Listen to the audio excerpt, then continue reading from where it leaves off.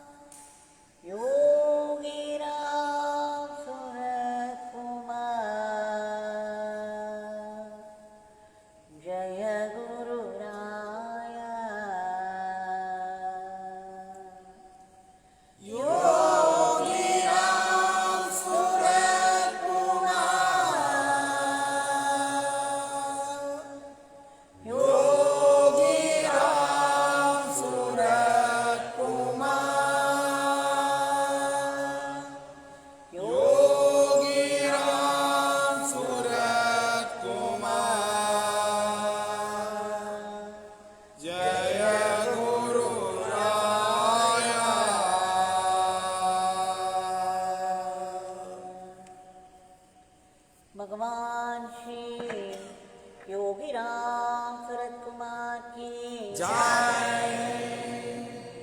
सर्वं योगिराम सुरत्कुमारार्पणमस्तु।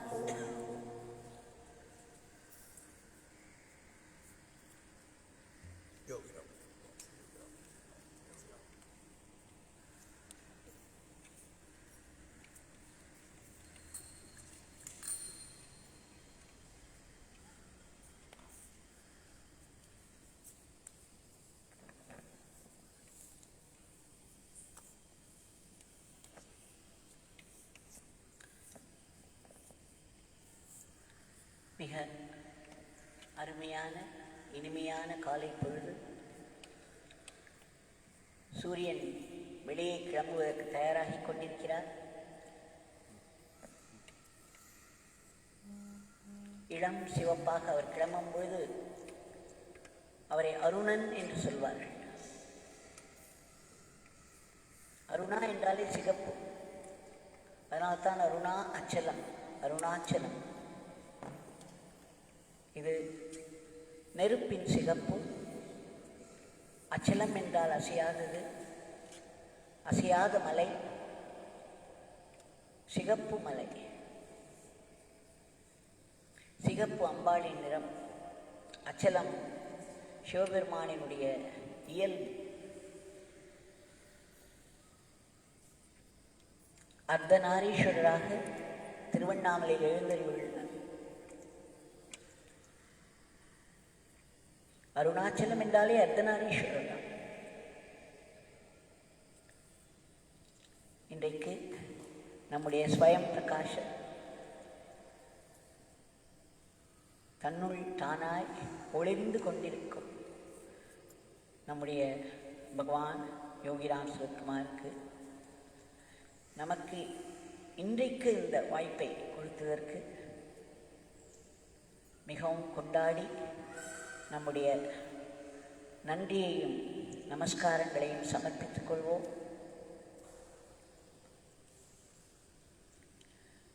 காலையில் எழுந்தவுடனேயே பகவான் இந்த ஃபோனில் இருக்கக்கூடிய இந்த முகநூல் என்று சொல்லப்படும் வெறுமை தட்டிவிட்டால் போதும், பகவான் உங்களுடைய வீட்டுக்குள் நுழைந்து விடுகிறார். இது எப்படி சாத்தியம்? அவருடைய அருள் இல்லாமல் இன்றைக்கு அவரவர்கள் இருக்கும் இடத்தில் படுக்கையிலிருந்து எழுந்து நீராடி இதற்கு தயாராவது ஒரு ரகத்தினர், ஒருவித பக்தி கொண்ட பக்தர். இன்னொருவர் எழுந்தாலே பெரிய விஷயம், வெறுமே அதை தட்டிவிட்டால் போதும், பகவானுடைய படம், பகவானுடைய மூர்த்தி, ஷிலாமூர்த்தி. அதை சிலை என்று சொல்வதே தவறு. பகவான் சொல்லியிருக்கிறார், இதை சிலை என்று நினைத்து விடாதீர்கள். இந்த வடிவில் இங்கு இருப்பது என்னுடைய தந்தை, எங்கும் நிறைந்த, எல்லாம் வல்லவர், எல்லாம் தெரிந்தவர். அந்த தந்தை தான் இங்கே நின்று கொண்டிருக்கிறார். இதை வெறும் சிலை என்று கருதிவிடாதீர்கள் என்று சொல்கிறார்.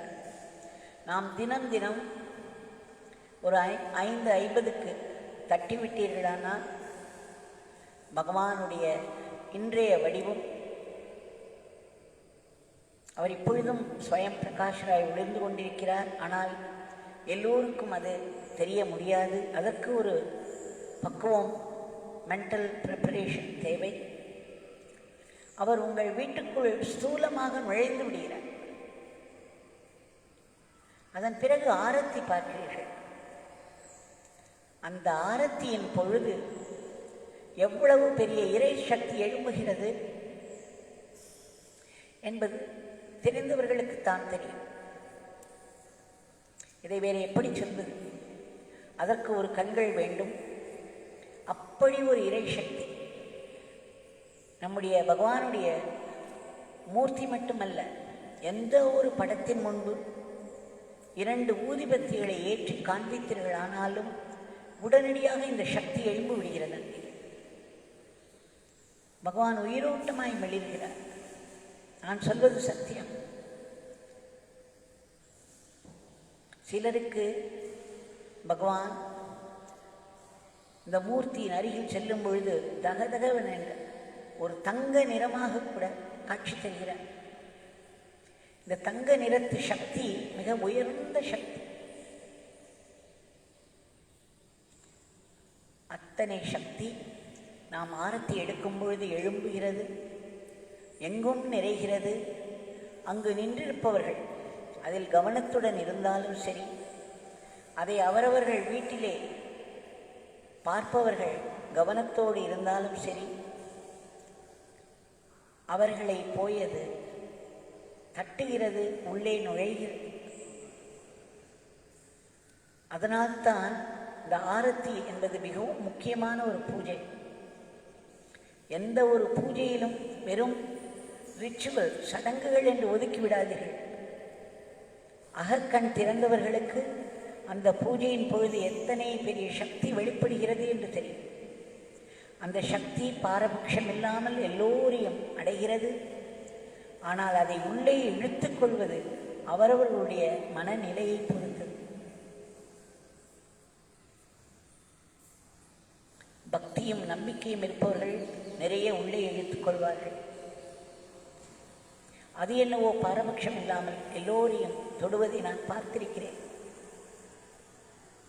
அந்த டைனிங் ஹாலில் பகவான் கையை தூக்கி ஆசீர்வதிக்கும் பொழுதோ அல்லது வெறுமே புகைத்து கொண்டிருக்கும் பொழுது கூட அவரிடமிருந்து அலையலையாய் ஒளிக்கற்றைகள் வெளிவருவதை பார்க்கலாம். அது அங்கு இருக்கும் ஒவ்வொருவரையும் தொடுவதை பார்க்க முடியும். அந்த ஒளிக்கற்றை இல்லை என்றால் அதை தாண்டி உணரும் சக்தி உள்ளவர்களுக்கு அதை புரிந்து கொள்ள முடியும். ஸ்தூல நிலையில் இருந்தாலும் அவரவர்களுடைய வீட்டில் அவரவர்கள் போனில் ஒன்றை அழுத்துவதால் மட்டுமே இப்பேற்பட்ட அரிய சக்தியானது நுழைந்து விடுகிறது.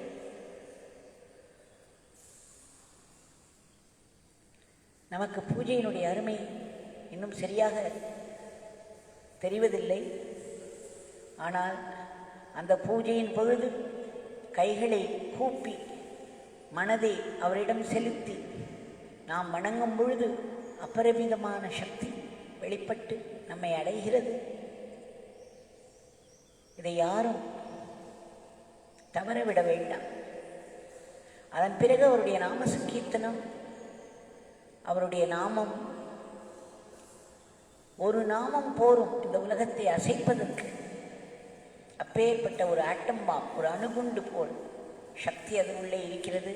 ஆனால் இவை அனைத்தும் ஆக்க சக்தி, அழிக்கும் சக்தி அல்ல. இறைவனுடைய ஆக்க சக்தி, நம்மை ஆகர்ஷிக்கும் சக்தி. அந்த நாம சங்கீர்த்தனம் ஒன்றொன்றின் போதும் நாம் இப்பொழுது நாமம் சொல்கிறோம். இந்த நாமமே நாமிதான். பகவான் இந்த நாமத்தின் ரூபத்தில் அபரிமிதமான சக்தியாய் வெளிப்பட்டு கொண்டிருக்கிறார். அவர் நமக்குள்ளே இறங்கிக் கொண்டிருக்கிறார். நாமம் என்றாலே நாமியினுடைய இருப்பு, vibrant presence of the divine. Yogiram Suratkumar நாமம் செல்லும் பொழுது அவருடைய அபரிமிதமான சக்தியோடு யோகிராம் சரத்குமார் நம்முள் நுழைகிறார். நாமத்தை சொல்லும் பொழுது இரு கை கூப்பி, பகவான் உங்கள் நாமத்தை சொல்கிறேன், நீங்கள் என்னோடு இருக்கிறீர்கள், என்னை நீங்கள் மாற்றிக்கொண்டிருக்கிறீர்கள், எங்களிடமில்லை வேண்டாத விஷயங்களை எல்லாம் களைந்து கொண்டிருக்கிறீர்கள், என்னை தூய்மைப்படுத்திக் கொண்டிருக்கிறீர்கள் என்ற நினைவோடு கைகூப்பி அவருடைய நாமத்தை நாம் சொல்லும் பொழுது அந்த இறை சக்தி தவறாமல் நமக்கு உள்ளே ஆழமாக சென்று மாற்றங்களை, முன்னேற்றங்களை ஏற்படுத்தும்.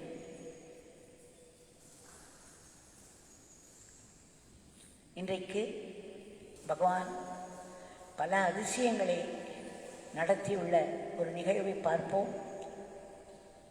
இது 2019 மார்ச் மாதம் நடந்ததுதான். வெகு சமீபத்தில் நடந்தது என்று சொல்ல வேண்டும்.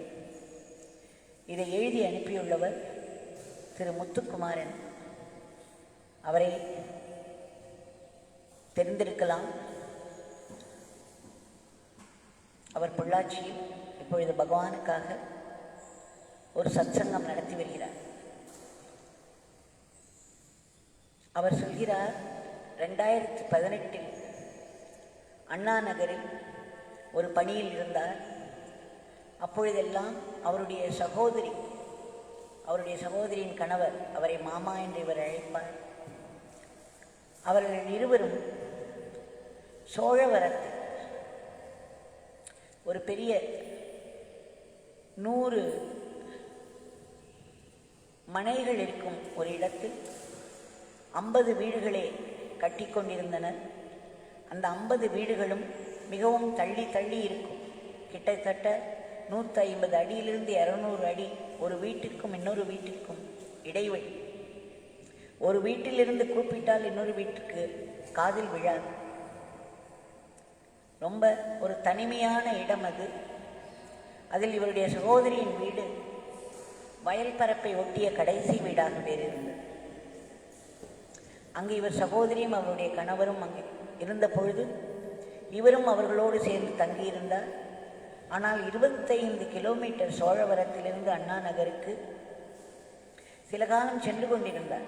அதன் பிறகு இவரால் அவ்வளவு தூரம் தினம் தினம் பயணம் செய்வது மிகவும் கடினமாக இருக்கவே 2019 துவக்கத்திலேயே அவர் அண்ணா நகரிலேயே தங்குவதற்கு ஏற்பாடு செய்து கொண்டார்.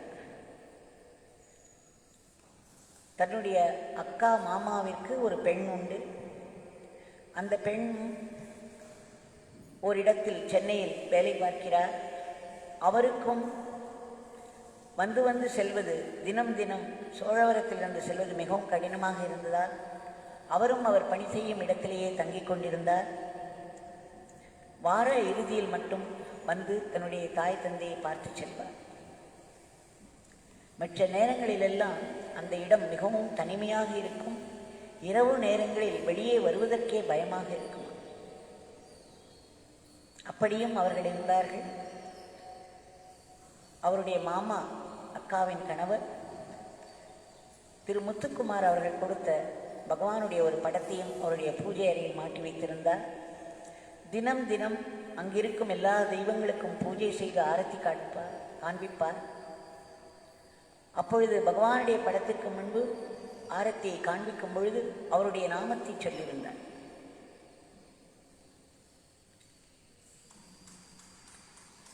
ஒரு நாள் அக்காவின் கனவில் பகவான் யோகிராம் சிவகுமார் வந்தார். அவர் இவர்களுடைய வீட்டின் வெளியே நின்று கொண்டிருந்தாராம். உள்ளே வராமல் இவருடைய அக்காவை கூப்பிட்டு வெளியிலிருந்தே முத்துக்குமாரை வெளியே வர சொல்லு என்று சொன்னாராம். முத்துக்குமார் வெளியே வந்தவுடன் அவரை இந்த வீட்டை காட்டி ஏதேதோ சொன்னாராம். இதை செய்ய வேண்டும், அதை செய்ய வேண்டும் என்று வீட்டை காட்டி குறிப்பாக ஏதேதோ சொன்னார். ஆனால் அவருடைய அக்காவிற்கு அதெல்லாம் ஞாபகம் இல்லை.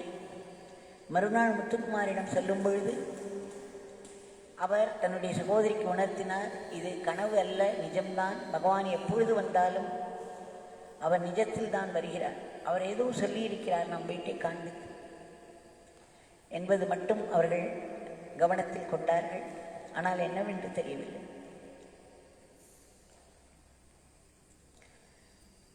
இவர் ஒரு நாள்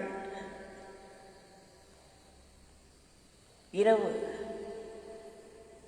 அதற்கு முன்பு இவருடைய அக்காவினுடைய பெண்ணிற்கு வரன் பார்ப்பதற்காக வந்தார்கள். அந்த இடத்தில் 50 வீடுகள் ஒன்றுக்கொன்று எந்த விதமான தொடர்பும் இல்லாமல் இருந்தாலும் ஒரு வீட்டில் விசேஷம் என்றால் எப்படியோ பரவி விடுகிறதல்லவா. அவர்கள் வந்து பெண் பார்த்து சென்ற பிறகு எப்படியோ இந்த விஷயம் அந்த காலனியில் பரவிவிட்டது. அதன் பிறகு ஒரு நாள் இவருக்கு இரவு 1:15 மணி ஒரு ஃபோன் கால் வருகிறது. அவருடைய அக்கா பேசுகிறார்.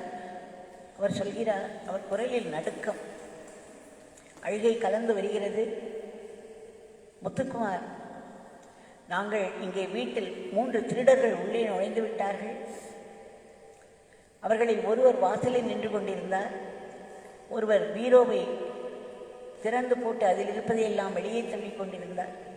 இந்த 3ஆம் அவர் எங்களை இந்த பெட்ரூமில் தள்ளி இரும்பு கம்பியாலேயே தலையில் அடித்து அடித்து நகைகள் எல்லாம் எங்கே என்று கேட்டார். நாங்கள் நகைகள் இங்கே இல்லை என்று சொன்னாலும் விடாமல் அடித்து அடித்து, அதுவும் உன்னுடைய மாமாவிற்கு தலையில் அதிகமான அடிகள், அதுவும் இரும்பு கம்பியால் தலையில் அடித்தால் எப்படி இருக்கும்? வீடு முழுக்க ரத்தம் கொட்டி கிடக்கிறது. அவர் அடித்து அடித்து கேட்டுக்கொண்டே இருந்தார். சித்திரவதையாக இருந்தது. நாங்கள் எவ்வளவோ சொல்லி பார்த்தும் பயனில்லை. அதன் பிறகு எனக்கு எங்கிருந்து தான் பலம் வந்ததோ தெரியாது, அவரை பலமாக வெளியே தள்ளி அந்த படுக்கை அறையின் கதவை சாத்தி தாழ்பால் போட்டுவிட்டேன். அவர்கள் மேலும் ஆத்திரம் அடைந்தனர். வெளியில் நின்று கொண்டு இவர்களை கொன்றுவிட்டு தான் நாம் செல்ல வேண்டும் என்றெல்லாம் பெரிதாக சத்தம் போட்டு இறைந்தார்கள். நான் உடனே போலீஸ் போலீஸ் என்று கத்தினேன் உள்ளிருந்து. அதன் பிறகு என்ன ஆயிற்று? அவர்கள் மூவரும் ஓட்டமெடுத்த சத்தம் கேட்டது. ஆனால் அவர்கள் வெளியேயே இன்னும் பதுங்கி கொண்டு கூட இருக்கலாம். நான் இன்னும் கதவை திறந்து நாங்கள் வெளியே வரவில்லை. மாமா மிகவும் அடிபட்டு கிடக்கிறார் இங்கே. நான் போலீஸுக்கு ஃபோன் பண்ணி இந்த மாதிரி 3 திருடர்கள் வந்து எங்களை அடித்து போட்டு விட்டார்கள் என்று சொல்லிவிட்டேன். அவர்கள் அந்த அவசர சிகிச்சை ஆம்புலன்ஸ் எடுத்துக்கொண்டு இந்த இடத்திற்கு விரைந்து வருவதாக சொல்லிவிட்டார்கள் என்று அவர் சொல்லும் பொழுதே அவரால் பேச முடியவில்லையா. அவருக்கு ஒரே அழுகை. இப்பொழுது இங்கிருந்து நாங்கள் ஏதேனும் ஒரு மருத்துவமனைக்கு செல்ல வேண்டும் என்ற விஷயத்தை சொல்லி வைத்துவிட்டார்கள். அதன் பிறகு இவர் அவர்களோடு தொடர்பிலேயே இருந்தார். அந்த அவசர சிகிச்சை ஊர்தி வந்து இவர்களை ஏற்றிக்கொண்டது. அங்கிருந்த லோக்கல் ஆஸ்பத்திரியில் சென்று இரத்தம் வருவதை தடுப்பதற்காக ஒரு கட்டு போட்டார்கள். பிறகு அவர்கள் இருவரையும் ஸ்டான்லி மருத்துவமனைக்கு அழைத்துச் சென்றார்கள். அங்கே பாருங்கள், மறுபடியும் அங்கே ஒரே இருட்டு, கரண்ட் போய்விட்டது. அவர்கள் அங்கு சென்றபோது ஸ்கேன் எடுக்க வேண்டும் என்று அங்கிருந்த மருத்துவர் சொன்னார். ஆனால் அவர் கைவிரித்தார். அவர் சொன்னார், இங்கே கரண்டே இல்லை, அதனால் நீங்கள் ராஜீவ் காந்தி அரசு மருத்துவமனைக்கு சென்று விடுங்கள் என்று சொன்னார். அதன் பிறகு இவர்கள் அந்த நேரத்தில் இவரும் தான் இருந்த இடத்திலிருந்து தன்னுடைய சித்தப்பாவையும் கூட்டிக் கொண்டு பைக்கிலேயே அங்கு சென்றார். அங்கே ராஜீவ்காந்தி மருத்துவமனையில் ஏற்கனவே பெரிய கூட்டம். நினைத்து பாருங்கள், எத்தனை விபத்துக்கள். அந்த ஹார்ட் அட்டாக் வந்து அவசர சிகிச்சைக்காக வந்தவர்கள், ஆங்காங்கே விபத்து நடந்து மிக பலகீனமாய் இரத்தம் இழந்து வந்தவர்கள் என்று ஒரு கூட்டம். இவர்களுக்கோ தலையில் காயம், தலையில் பலமான அடி, அதுவும் இவருடைய மாமாவுக்கு பலத்த அடி. இவர்கள் அங்கே வந்து உட்கார்ந்து கொண்டிருக்கிறார்கள். கிட்டத்தட்ட 1 மணி நேரம் ஆகிவிட்டது. காத்து கொண்டிருக்க வேண்டியிருந்தது. அதன் பிறகு அங்கிருந்த மருத்துவர் இவர்களுக்கு இந்த தலைமுடியை எடுத்து அங்கிருந்த காயத்துக்கு தையல் போட வேண்டும் அல்லவா. அவர் தலைமுடியை எடுக்கும் பொழுதுதான் முத்துக்குமார் பார்த்தார், எவ்வளவு ஆழமாக 5 இடங்களில் அந்த இரும்பு கம்பி உள்ளே சென்று வெளியே வந்திருக்கிறது என்று. பயந்து போய்விட்டார், உறைந்து போய்விட்டார். ஆனால் அவருக்கு தன் சகோதரியிடமிருந்து ஃபோன் கால் வந்ததிலிருந்து நாமம் நாமம் நாமம் பகவானுடைய காலை பிடித்து கொண்டு நாமத்தை தான் அலறிக்கொண்டே வந்தார். அந்த நாமத்தை விடாது சொல்லிக்கொண்டே வந்தார். இங்கு வந்து ராஜீவ்காந்தி மருத்துவமனையிலும் அவர்கள் இருவருடைய கையையும் பிடித்து கொண்டு நாமத்தை சொல்லிக்கொண்டே இருந்தார். அதன் பிறகு அவர்கள் ஸ்கேன் பார்த்து இந்த தையல் எல்லாம் தையல் போடுவதும் மிகவும் கடினமாக இருந்தது. தையல் போட்டு முடித்தார்கள். ஆனால் அவர்களுக்கு படுக்கை கிடைக்கவில்லை. அவ்வளவு கூட்டம், எல்லா படுக்கைகளும் நிரம்பி இருந்தன. அதனால் இவர்கள் அங்கேயே அந்த இடத்திலேயே படுக்க வேண்டியிருந்தது. இந்த சிகிச்சை முடித்த பிறகு இவர் டாக்டரை சென்று தனியே சென்று கேட்டார், என்னது தலையில் அடிபட்டிருக்கிறது, என்ன ஆகுமோ தெரியவில்லை, எப்படி இருக்கிறார்கள் என்றெல்லாம் கேட்டபோது டாக்டர் சொன்னார், இவர்கள் இப்படி இருப்பதே பெரிய அதிசயம். இதில் ஒன்றே ஒன்றுதான், உங்கள் மாமாவுக்கு மிகவும் பலத்த அடியாக இருக்கிறது. இப்பொழுது நாங்கள் தையல் போட்டுவிட்டோம். ஆனால் ஒன்று, இதன் பிறகு அவர் வாந்தி எடுக்கக்கூடாது, காதிலிருந்து ரத்தம் வரக்கூடாது, வந்தால் அவர் உயிருக்கு ஆபத்து என்று சொல்லிவிட்டார். இவர் மறுபடியும் நடுங்கி போய் நாமத்தை சொல்லிக்கொண்டே, இன்னும் அறை கிடைக்கவில்லை அல்லவா, அதனால் அங்கேயே உட்கார்ந்து அவர்கள் கையை பிடித்தபடி நாமத்தை சொல்லி சொல்லி வேண்டிக் கொண்டே இருந்தார். அவருடைய மாமா வாந்தி வருகிறது என்று சொல்லிவிட்டார். இவர் இன்னும் உறைந்து போய்விட்டார். ஆனால் நாமத்தை விடவே இல்லை. மறுபடியும் பகவானிடம் வேண்டி வேண்டி நாமத்தை சொல்லிக்கொண்டே இருந்தார். கைத்தாங்களாக பிடித்து அவருடைய மாமாவை பாத்ரூம்க்கு அழைத்து சென்றார். அங்கு அவர் வாந்தி எடுக்கிறார். கருப்பு நிறத்தில் கட்டிகள் வெளியே வந்து விழுந்தன. டாக்டர் சொன்னார், அவர் அடித்திருக்கும் பொழுது அவருடைய வாயில் இருக்கும் இரத்தங்கள் எல்லாம் கட்டியாகி அவைகள் சிலவற்றை இவர் முழுங்கிவிட்டார். அவைதான் இப்பொழுது வாந்தியாக வெளியே வந்துவிட்டது என்று. இவருக்கு மிகவும் பயம். மறுபடியும் வாந்தி எடுத்தாரானால் என்ன ஆகுது என்று காதில் பார்த்தால் நல்லவேளை காதில் ரத்தம் வரவில்லை.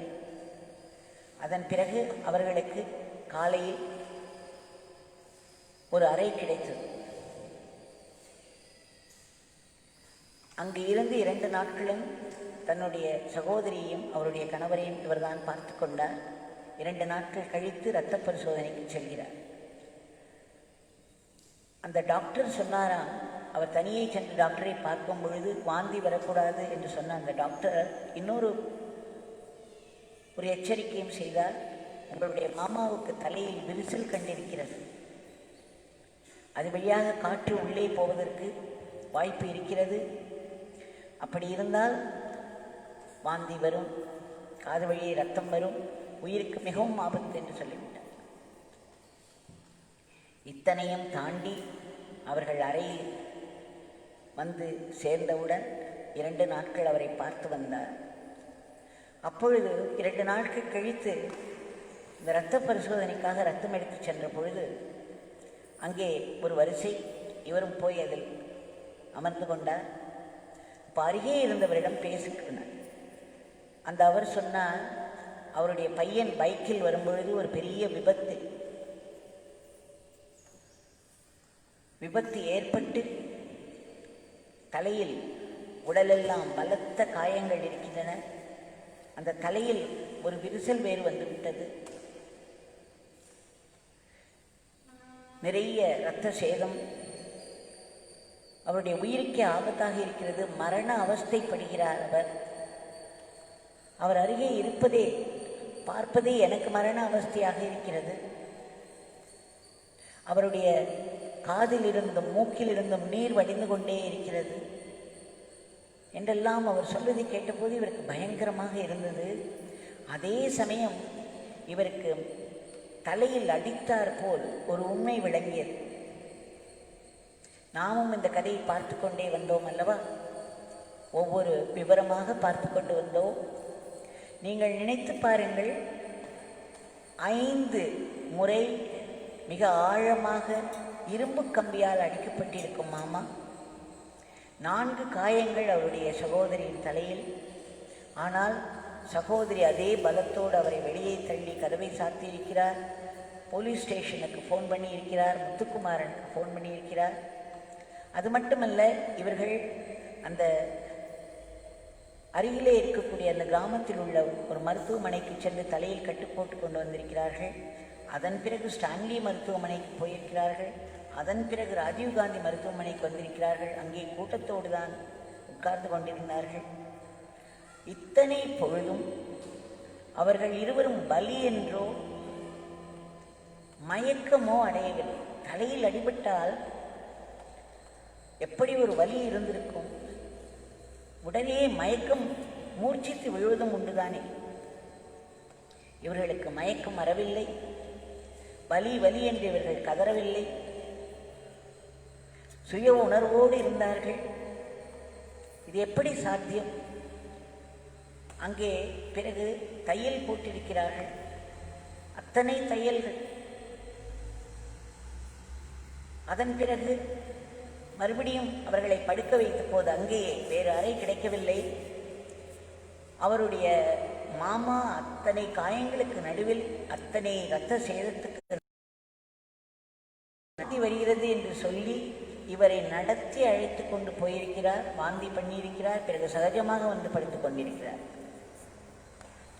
அப்பொழுதுதான் இவருக்கு நாமும் சொல்லிக்கொண்டே இருந்த சமயங்களிலெல்லாம் பகவானுடைய அருள் வேலை செய்து கொண்டே இருந்திருக்கிறது. அவர்களுக்கு வலி தெரியவில்லை, மயக்கம் அடையவில்லை, சுய உணர்வை இழக்கவில்லை. அத்தனை பெரிய தையல் சர்ஜரி எல்லாம் முடிந்து சகஜமாக இவருடைய மாமா நடந்து சென்று வாந்தி செய்திருக்கிறார். அத்தனை கட்சிகளை முழங்கி அவர் தலையில் இருந்து விரிசல் வேறு இருந்திருக்கிறது. ஆனால் காதில் இருந்தோ மூக்கில் இருந்தோ எந்த விதமான நீரும் வரவில்லை, ரத்தமும் வரவில்லை. இதோ பக்கத்தில் இருப்பவர் சொல்லிக் கொண்டிருக்கிறார், பைக்கில் அவருடைய மகன் விபத்தில் மாட்டிக்கொண்டு பலத்த காயத்தோடு தலையில் விரிசலோடு மரண அவஸ்தைப்பட்டு கொண்டிருக்கிறார்கள். இது எதுவுமே தன்னுடைய சகோதரிக்கும் அவருடைய கணவருக்கும் நிகழவில்லை. இந்த 2 நாட்கள் அவர் நன்கு பார்த்து கொண்டார். அவர்கள் சகஜமாக இருந்தனர். இது எப்படி சாத்தியம்? இந்த அருள் என்பது எப்படி வேலை செய்கிறது என்பது நமக்கு அந்தந்த சூழ்நிலைகளின் பதட்டத்தில் நாம் சரியாக கவனிப்பது கூட இல்லை. ஆனால் பகவானுடைய நாமத்தை சொல்லி கூப்பிட்டு விட்டோமானால் அந்த நாமம், அந்த அருளானது வேலை செய்ய ஆரம்பித்து விடுகிறது. பகவான் உடனே அந்த நேரத்தில் என்னென்ன தேவையோ அத்தனை தேவைகளையும் அவர் கவனித்துக் கொள்கிறார்.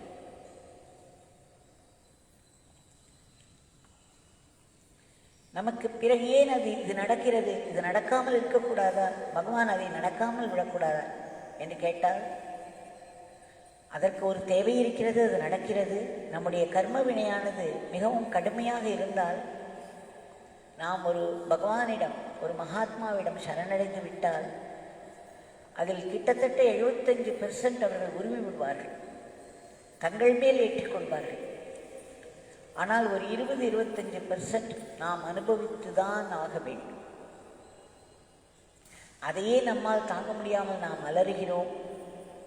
ஆனால் சில மிகவும் எக்ஸ்ட்ரீம் கேசஸில் மிகவும் பக்தியோடு ஒரு சரணாகதியில் வாழ்பவர்களுக்கு மட்டுமே ஒன்றுமே இல்லாமல் போவதற்கு வாய்ப்பு உண்டு. ஆனால் மற்றவர்கள் அனைவருக்கும் சிறிதளவாவது நாம் அந்த துன்பத்தை அனுபவித்துதான் ஆக வேண்டும். அப்பொழுது கூட அந்த பெரும் அருள் ஒரு பெரும் காரியத்தை செய்து கொண்டே இருக்கிறது. இவர் 2 நாள் கழித்து அந்த இரத்த பரிசோதனைக்கு சென்ற பொழுது அங்கே எல்லாம் சரியாக இருக்கிறது. 2 வாரங்கள் கழித்து மீண்டும் வாருங்கள் என்று சொன்னார்கள். 2 வாரங்கள் கழித்து இவர் மறுபடியும் பரிசோதனைக்கு அழைத்து போன போது அவர்கள் நன்றாக ஹீலாகி கொண்டிருக்கிறது, நன்றாக தேறி இருக்கிறது, விரைவில் அவர்கள் பூரண குணமடைவார்கள் என்று சொல்லிவிட்டார்கள். இதெல்லாம் எப்படி சாத்தியம்? இரும்பு கம்பியினால் தலையில் அடி வாங்கி இந்த ஹெமரேஜ் ஆயிட்டால் சான்சஸ் ஆர் மினிமம். எது வேண்டுமானாலும் நடக்கலாம். ஆனால் அவருடைய மாமா பகவானுடைய படத்தின் முன்பு அந்த ஆரத்தி காண்பிக்கும் பொழுது அவருடைய நாமத்தை தினம் தினம் விடாமல் சொல்லி வந்தார் அல்லவா? முத்துக்குமார் விடாமல் பகவானுடைய பாதத்தை மனதில் பற்றி கொண்டு இவர்களுடைய கையை பிடித்து கொண்டு நாமும் சொல்லிக்கொண்டே இருந்தார். அந்த நேரங்களிலெல்லாம் நாமம் அந்த கருணை வேலை செய்து கொண்டே இருந்தது என்பதை அவர் உணர்ந்து கொண்டார். அதன் பிறகு ஒரு 3-4 நாள் கழித்து அவர் அந்த வீட்டுக்கு சென்றார், தன்னுடைய சகோதரியின் வீட்டுக்கு சென்றார். வீடு முழுக்க அவ்வளவு இரத்தமா, இத்தனை இரத்தம் வழிந்து அவர்கள் எப்படி 3 மருத்துவமனைகளுக்கு போய் உணர்வை இழக்காமல் அத்தனை தையல்கள் தலையில் போட்டுக்கொண்டு சர்வசாதாரணமாக இருந்திருக்கிறார்கள் என்பதை இன்று நினைத்தாலும் நம்ப முடியவில்லை என்கிறார். ஆச்சரியத்திலும் பெரிய ஆச்சரியம். எப்பேற்பட்ட நாமம், எப்பேற்பட்ட சக்தி, எப்பேற்பட்ட உதவி உடனடியாக நமக்கு உதவி கிடைக்கிறது. இங்கே இல்லை அங்கே பொங்கலில் நமக்கு சொல்வதற்கு ஒருவர் இருக்கிறார், எங்கேயோ அவர் கிடைக்கிறார். ஒவ்வொரு அடியிலும் பகவானுடைய கருணை நமக்கு வழிகாட்டுகிறது, உதவுகிறது, நம்மை பாதுகாக்கிறது. அப்பேற்பட்ட நாமத்தை நாம் 1 மணி நேரம் இன்று காலையில் சொல்லும் பாக்கியம் நமக்கு கிடைத்திருக்கிறது. இதை சாதாரண அருள் என்று நினைத்து விடாதீர்கள். இதை நாம் கொண்டாடி மனதில் பகவானுக்கு மீண்டும் மீண்டும் நன்றி சொல்லிக்கொண்டே இருக்க வேண்டும். ஒரு நாமத்திற்கே அத்தனை மகிமை. ஆனால் நாமம் சொல்லும் பொழுது மனதை அலைய விட்டோமானால் எங்கெங்கோ சென்று மேய்ந்து கொண்டிருந்தார். நிறைய நாமம் சொல்ல வேண்டியது. குவாலிட்டி இல்லாத போது நாம் குவான்டிட்டியை அதிகம் செய்ய வேண்டும், எண்ணிக்கையை அதிகமாக சொல்ல வேண்டும். ஒரு பாட்டை நாம் பாட கற்றுக்கொண்டோமானால் முதல் தடவை அது சரியாக வரவில்லை, 2ஆம் தடவை பாடுவோம், 3ஆம் தடவை பாடுவோம். நம்முடைய பகவான் எங்களை 20 தடவை பாடச் சொல்வார் ஒவ்வொரு பாட்டையும். அது அந்த பாடலே நமக்கு மனதில் பதிந்து, அந்த ராகம் மனதில் பதிந்து அதை முற்றிலும் சரியாக பாடும் வரை விடமாட்டார். அந்த பயிற்சி நமக்கு தேவை இருக்கிறது அல்லவா? அதே போல் நாமம் சொல்லும் பொழுது மனம் எங்கெங்கோ அலைந்தாலும் நாமத்தினுடைய எண்ணிக்கையை நாம் அதிகப்படுத்தி கொண்டே போனோமானால் ஒரு தடவை பாடினாலே நமக்கு வரவேண்டிய பாடல் வராத போது அதை 10 தடவை 20 தடவை பாடி நாம் அதை பெற்றுக்கொள்வது போல நாமத்தை நாம் பெருக்கிக் கொண்டே இருந்தோமானால் நாமத்துக்கு ஒரு வலிமையும் அந்த குவாலிட்டி என்று சொல்கிறோம் அல்லவா, நம் மனம் அலைவதால் போன குவாலிட்டியானது வந்துவிடும்.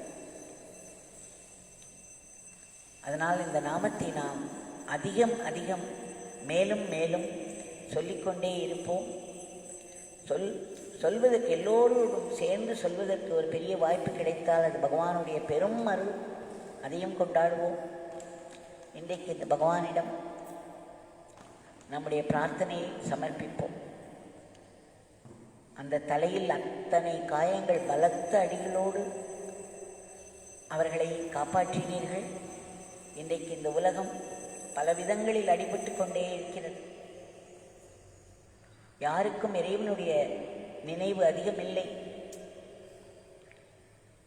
வெளிநாடுகளிலெல்லாம் பார்த்தீர்களானால் முதல் முறை வைரஸ் வந்தபோது பெரிய கெடுபிடி எல்லாம் இருந்தது. அதன் பிறகு சற்று தளர்த்தினார்களோ இல்லையோ ஜனங்கள் அந்த பாடத்தை கற்றுக்கொள்ளவே இல்லை. பழையபடி ஒரே உல்லாசம், கேளிக்கை, கூட்டம் கூட்டமாக. இப்பொழுது 2வது முறை வந்துவிட்டது. இப்பொழுது மறுபடியும் கெடுபிடிகள். அந்தந்த நாட்டில் கிட்டத்தட்ட 60 நாடுகளில் மிகவும் மோசமாக இருக்கிறது என்றெல்லாம் செய்திகள் வருகின்றன. மக்களுக்கு மனக்கட்டுப்பாடு இல்லை. கண்டதே காட்சி, கொண்டதே கோலம் என்று நாம் வாழ்ந்து கொண்டிருந்தோமானால் பகவான் நமக்கு ஒரு அடி கொடுத்துதான் நமக்கு படிப்பினையை தருவார். ஆயினும் நாம் பகவானிடம் வேண்டிக் கொள்ள வேண்டும். வேறு வழி என்ன இருக்கிறது? பகவான் தங்கள் குழந்தைகளை மன்னித்து உடனடியாக குறுக்கிட்டு இந்த உலகத்தை இந்த கொடிய நோயின் பிடியிலிருந்து விடுவித்து மீண்டும் சகஜ நிலைக்கு திருப்ப வேண்டும். அந்த சகஜ நிலையில் அவர்கள் படிப்பினை கற்றுக்கொண்டு தங்களை திருத்தி அமைத்த வாழ்க்கையில் வாழ வேண்டும்.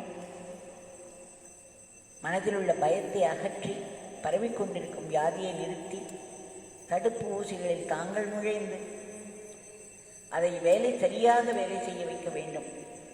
எந்த விதமான பக்க விளைவுகளும் இல்லாமல் இருக்க வேண்டும். உரியவர்களை அது சென்று அடைய வேண்டும். இந்த கிருமியின் குடும்பத்தினரும் முற்றிலும் அழிய வேண்டும். களத்தில் இறங்கி நோயை எதிர்த்து பலவிதமான கஷ்டங்களை சமாளித்து தன் உயிரை பணயம் வைத்து மற்ற உயிரை காப்பாற்றிக் கொண்டிருக்கும் அத்தனை தவசீலர்களான தொண்டர்களுக்கு தாங்கள் ஒரு பெரும் பாதுகாப்பை அளித்து எல்லா வளங்களையும் தர வேண்டும். பொருளாதாரத்துக்கு ஒரு பெரிய ஏற்றம் தந்து அதற்கான நடவடிக்கைகளுக்கு பக்கபலமாக இருக்க வேண்டும். எல்லாவற்றிற்கும் மேல் தங்களுடைய ஆரத்தியின் சக்தியை நாங்கள் உணர வேண்டும். அந்த காலையில் எழுந்தவுடன் தங்களுடைய ஆரத்தியை காணும் சாதாரண விஷயம். தினம் தினம் நமக்கு எதுவுமே நிறைய கிடைத்து கொண்டே இருந்தால் அதற்கு ஒரு மதிப்பில்லாமல் போய்விடும். சில சமயம் அந்த சந்தேகம் எனக்கு வருகிறது. தினம் தினம் அதிகாலையில் இவ்வளவு தூரம் பயணம் செய்து பகவானை தரிசிக்காமலேயே அவரவர்கள் வீட்டுக்குள்ளே பகவான் நுழைந்து தன்னுடைய பூஜையை உங்களுக்கெல்லாம் காண்பித்துக் கொண்டிருக்கிறார். அப்பரிமிதமான சக்தி எழும்புகிறது. உங்கள் வீட்டுக்குள்ளே வந்து உங்கள் அனைவரையும் ஆசீர்வதித்துக் கொண்டிருக்கிறார். தங்களுடைய நாமத்தை நாங்கள் மறவாது எப்பொழுதும் சொல்லிக்கொண்டே இருக்க வேண்டும். தங்கள் கைகளில் மட்டுமே நாங்கள் கருவியாய் செயல்பட வேண்டும். அதுவும் ஒரு சிறந்த கருவியாக நாங்கள் ஆக வேண்டும் என்று ஆத்மார்த்தமாய் மீண்டும் மீண்டும் பிரார்த்தித்துக் கொள்கிறோம். ஜெய் யோகிராஜ்.